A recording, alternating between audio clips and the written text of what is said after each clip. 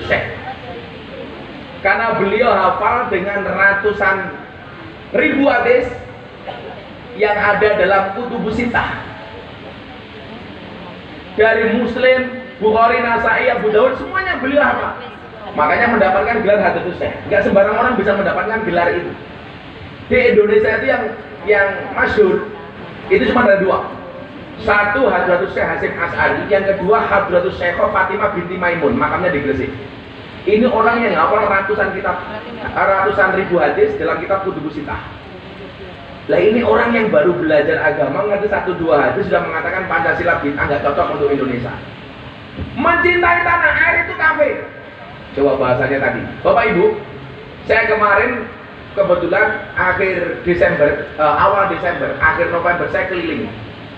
Saya umroh 5 hari, Mekah Madinah, lanjut ke Belanda 5 hari, di Belgia 1 hari, di Prancis 5 hari, kemudian terakhir saya di Doha, Qatar.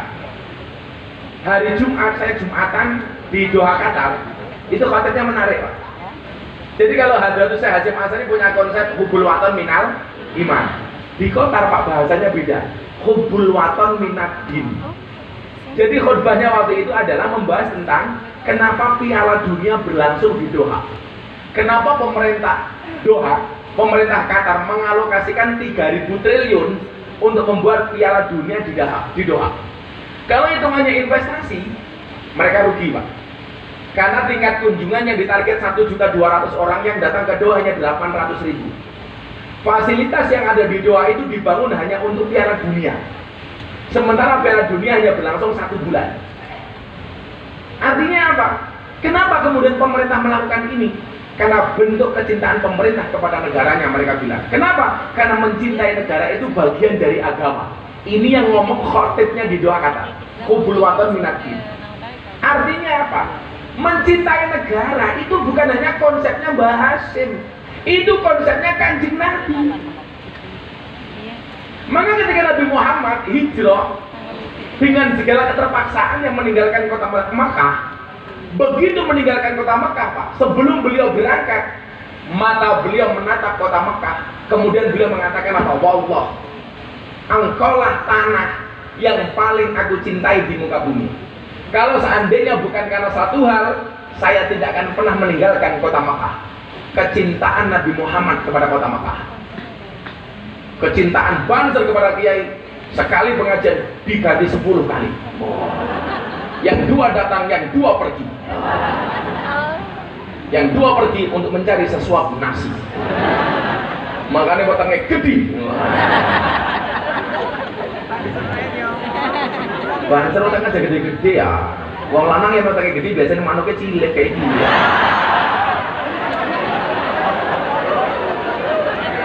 Mbaknya pembawa acara teriak sepil, manuknya cilik sepil, katanya cangkem.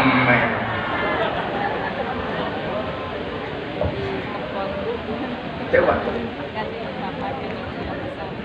Begitu nyampe kota Madinah, kecintaan Nabi apa Bapak Ibu? Adik-adik. Beliau mengangkat kedua tangannya, kemudian beliau berdoa, Allahumma habib ilainal Madinah kahubbina ila Makkah au asyad. Ya Allah, anugerahkanlah kepadaku mencintai kota Madinah sebagaimana aku mencintai kota Makkah. Bahkan lebih dahsyat daripada itu. Artinya apa? Mbah Hasyim Asy'ari ketika mengatakan hubbul waton, itu dasarnya adalah kecintaan Nabi Muhammad kepada negaranya. Kalau hari ini ada orang mengatakan mencintai tanah air itu kafir, kami mencintai Madinah, mbok yo kowe minggat ning Madinah, ora usah urip ning Indonesia. Betul, Pak? Gus Miftah tidak mencintai kota Madinah, cinta, Pak. Di sana ada makamnya Nabi, ada Masjid Nabawi. Tapi ingat, justru karena kecintaan saya kepada Nabi, itulah alasan saya mencintai Indonesia. Kenapa? Karena Nabi Muhammad mengajarkan untuk mencintai bangsanya. Kenapa Anda persoalkan? Contoh lagi begini, ada ustadz yang mengatakan, saya mau cari artikel beritanya itu. Dia mengatakan apa? Nasionalisme itu tidak ada dalilnya. Tapi lucunya apa? Begitu Palestina dibom sama Israel, dia bilang pertama kali, Pak. Loh, kan bom, Pak.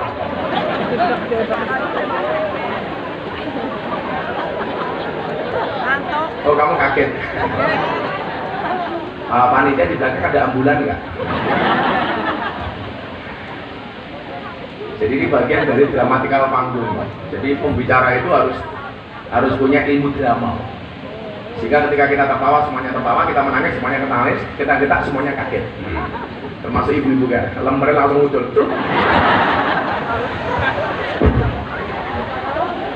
Coba adik-adik mahasiswa gaya, Anda coba dilihat. Saya sudah sekian banyak yang nulis tentang saya, buat skripsi sampai tesis terkait dengan dakwah saya, baik di klub malam maupun di tempat-tempat yang lain.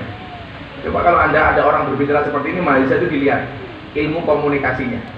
Karena di era 5.0, di era society 5.0, salah satu kompetensi yang harus dimiliki oleh seseorang itu adalah communication. Jadi ada 4C.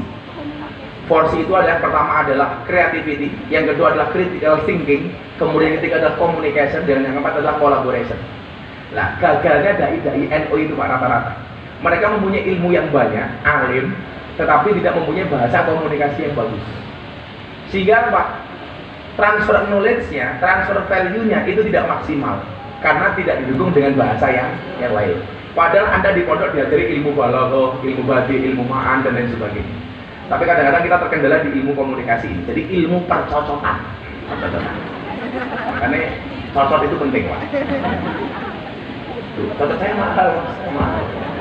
Saking mahalnya ya umum nggak kuat ngundang gitu. Makanya saya harus hadir lah ya, karena belas kasihan dan iba lah. Rektornya siapa ya rektornya? Rektor? Oh, halo rektor.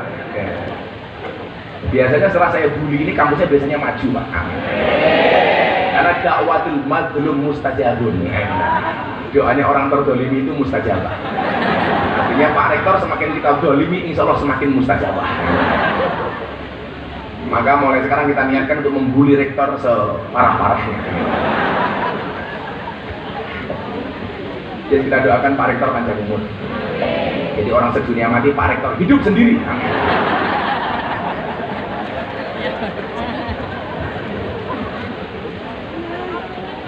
Jadi ini kalau di Jogja sekarang mau dibangun kampus NU besar. Jadi kampus Nahdlatul Ulama yang besar. Ini kemarin Pak Praktek Mensesnek minta tanah ke Ngaso Dalem supaya diberikan tanah untuk NU. Pak Praktek, Pak Jokowi melalui Pak Praktek perhatiannya kepada NU luar biasa. Sampai tidak hanya minta tanahnya, tapi juga minta biaya pembangunannya dari Timur Tengah, Pak. Saya kemarin pulang dari Taiwan, kebetulan saya ketemu dengan Mas Praktekno. Karena saya adalah seperti ini Pak, harus saya laporkan ke Presiden melalui Mensesnek. Beliau bilang perjuangannya untuk NU luar biasa. Makanya kalau hari ini ada yang mengatakan Jokowi itu Fir'aun ya.